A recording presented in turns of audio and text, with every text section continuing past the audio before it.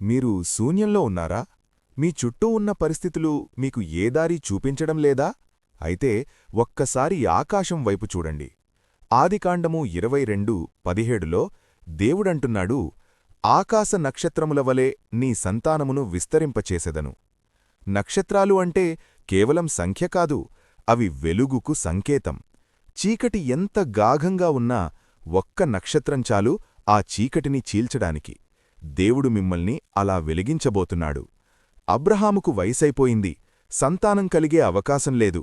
లోకం దృష్టిలో అది ముగిసిపోయిన అధ్యాయం, కాని దేవుని దృష్టిలో అది ఒక అద్భుతానికి ప్రారంభం. గుర్తుంచుకోండి, మీకున్న వనరులు తక్కువ కావచ్చు, కాని మీ దేవుడిచ్చే వాగ్దానం విస్తారమైనది. మీరు లెక్కిస్తున్నది మీ కష్టాలను, కాని దేవుడు సిద్ధం చేస్తున్నది ఒక గొప్ప సామ్రాజ్యాన్ని. మనుషుల లెక్కలు వేరు, దేవుని లెక్కలు వేరు. ఈరోజే మీ విశ్వాసాన్ని పెంచుకోండి. దేవుడు మిమ్మల్ని ఆశీర్వదించడమే కాదు, మిమ్మల్ని అనేకులకు ఆశీర్వాదకరంగా మారుస్తాడు. నమ్మిక ఉంచితే ఈరోజే ఆమేన్ అని కామెంట్ చేయండి. మరిన్ని ఆత్మీయ వాక్యాల కోసం ఛానల్ను సబ్స్క్రైబ్ చేయండి. God bless you.